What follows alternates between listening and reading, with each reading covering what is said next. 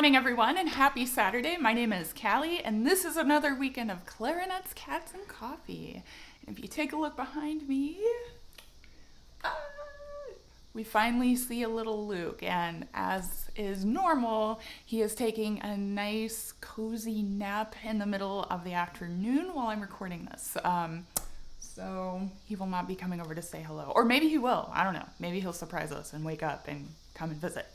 Anyway, in today's video, I am going to give you a few tips for working up your chromatic scale. So the piece that I just played for you is a short excerpt from Weber's Grand Duo Concertant for clarinet and piano. And it is a lot of fun. So if you're not already familiar with it, go out and find your favorite artist. They probably have a recording of it somewhere, except for me, and then there's just a tiny little clip of it here on the internet. But it's so much fun, and I thought it would be an appropriate one to use as an example of repertoire that uses a lot of chromaticism.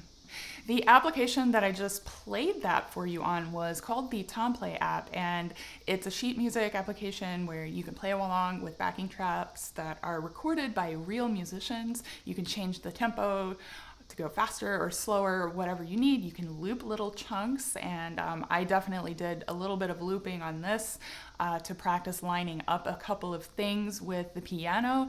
So I highly recommend it. They're doing a promotion now. You only have 2 days left. You have to get this promotion before September 12th if you want to get 30% off the annual subscription. And when you have an annual subscription, you get access to the whole entire library, all of the music and all of the levels that they have. So I put a link in the video description below. All right, so the first thing that I want to mention when it comes to chromaticism, make a decision on how you are going to play your chromatic scale right now. You're gonna use these fingerings for your chromatic scale forever, for the rest of your life, because the chromatic scale will always be the same. It'll never change. So my recommendation is to, 1, use chromatic fingerings, which I am about to show you some of those. 2, use the same fingerings on the way up that you use on the way down. And yes, we all know those people who are freaks of nature, who just like learned it one way going up and a different way going down. But if you haven't become one of those people and you're still soaking in all new information, just take this advice and use the same fingerings going all the way up and all the way down. The next thing that I think a lot of people fail to do is to practice the chromatic scale full range using different subdivisions. So that means practice doing it in duple subdivisions, 8th notes, triple subdivisions, triplets, and quadruple subdivisions, what are those called? 16th notes. And then if you want to really get fancy, do 5s, 6s, 7s, and so on. Today, we're going to stick with 2s, 3s, and 4s. And lastly, choose a different note to begin on when you practice this.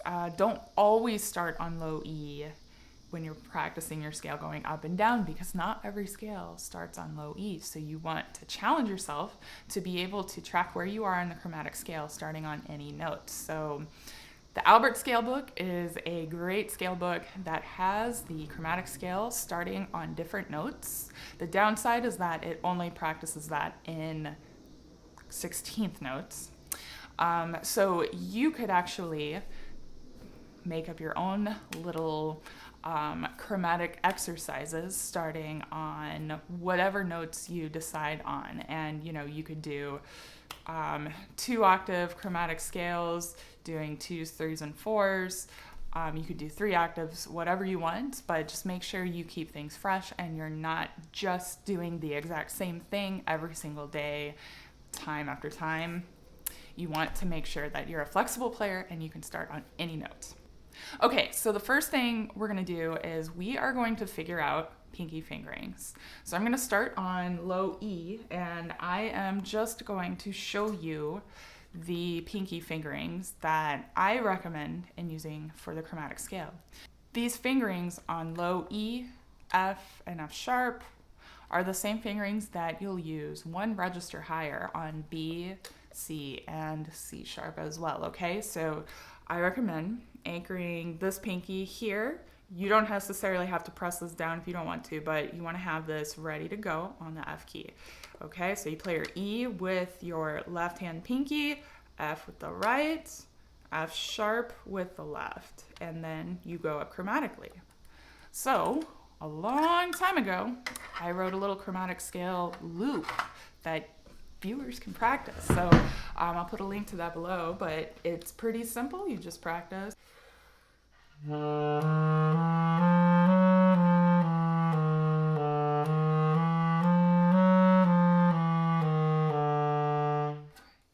If that's too fast for you, slow it down, say the note names out loud, do the fingering, E, F, F sharp, G, G sharp. Just as long as you know what notes belong to which buttons. The next thing that I want you guys to practice is one register up, going over the break, okay? So one little tip, when you're practicing going over the break, keep your fingers close to the keys or add a little resonance fingering and actually have your fingers down on the keys. So we're gonna start on A and we're gonna go A, B flat, B, C, C sharp, and then back down. So if you notice, it's the exact same pinky fingerings as the low register.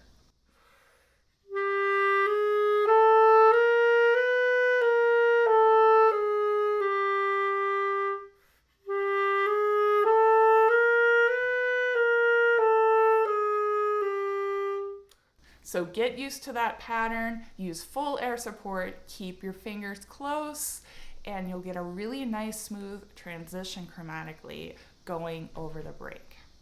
All right, so the next thing we're gonna do is I'm gonna show you the chromatic fingerings for low B natural and clarion F sharp, okay?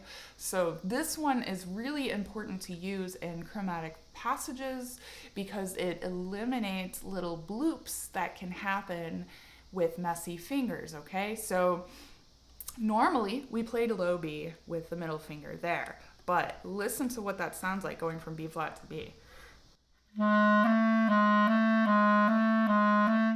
Now with a lot of practice, you could probably make that sound really smooth. But wouldn't it be a lot easier if there was a better way, right? So try using this for B natural. So when you do that, it makes it really easy to go from B flat to B natural, B flat, B natural, B flat, B natural, right? So I recommend practicing this loop.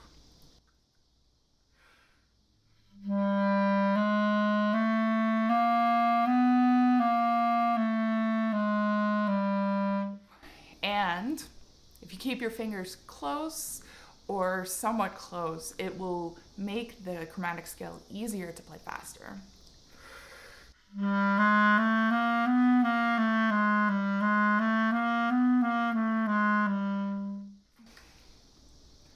All right, so we're gonna jump up the register and we're gonna try that. It's the same concept, right? For F sharp, we normally do middle finger, but we want to be able to get a smooth transition from F natural to F sharp by using this.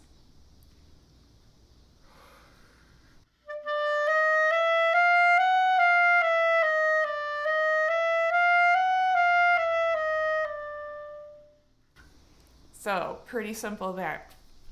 The next chromatic fingering that I want you guys to give a try with is the F sharp throat tone fingering. So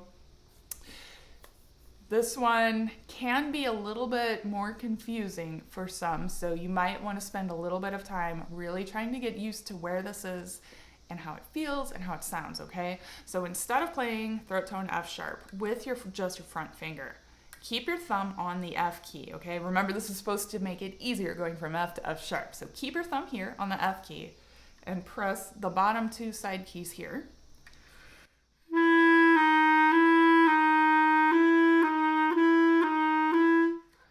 So that frees up a little bit of your hand motion to be able to go up, to to be able to go up these throat tones, right?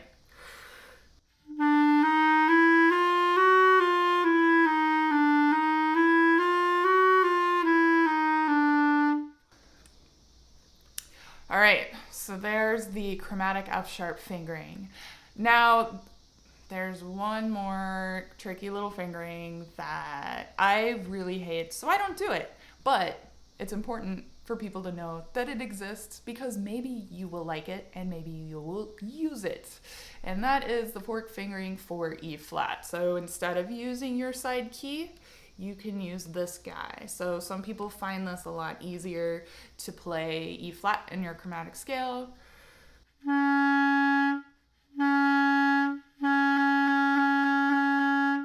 Right? So going from, makes it really easy to go from D to E flat. So you can practice going.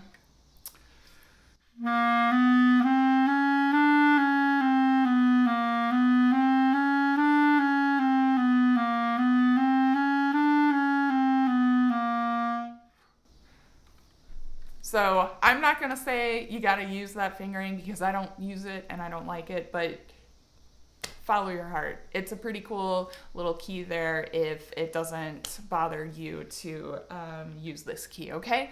So those are the chromatic scale fingerings that will be most applicable to you when you're playing this piece of music. So this stuff is all over the place. It's really quite a lot of fun to play. And the next thing I will demonstrate for you is just the different rhythmic patterns that you can use when practicing your chromatic scale. So you don't need music to do this. You just need to think in different groups of notes. And that's very, very helpful when you're actually reading music, because if you recognize what a chromatic scale looks like and then you know, oh, this is in triple, this is in duple, this is in quadruple, then you don't have to read every single exact note. You just count 1E and a 2E and a 3E and a triplet, triplet, triplet, until you get to the end note, and you can meter yourself that way. So I find that to be very helpful. So I'm gonna do this at, let's see, how about we do this at like 100?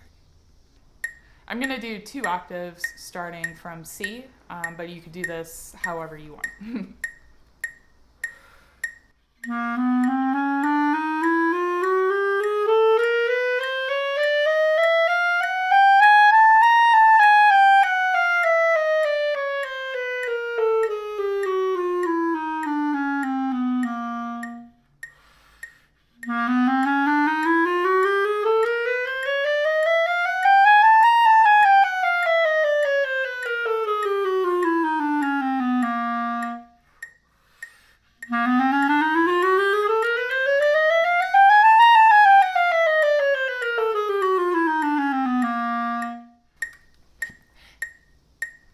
And that's all you got to do. So if you just change the way you think about the subdivisions, it will improve your flexibility and your concentration and your focus and your ability to play tons and tons of crazy fun chromatic repertoire. All right, so I hope you guys have fun practicing this.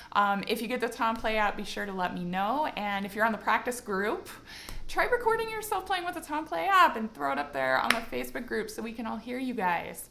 In addition, if you want to support my channel and you're not already a patron, please consider becoming a patron. Patrons get all kinds of perks, including my brand new excerpt book that I have that includes all of the excerpts from all of time from my channel into this one massive index. You also will get one-on-one patron calls with me and also a once-a-month Q&A session between myself and patrons over Zoom, which has been so much fun and really great. So I love meeting people who are supporting my channel and who join my Patreon community. So I look forward to seeing more of you there. Thank you all so much for watching. I hope you have a wonderful weekend, a good week next week, and as always, happy practicing.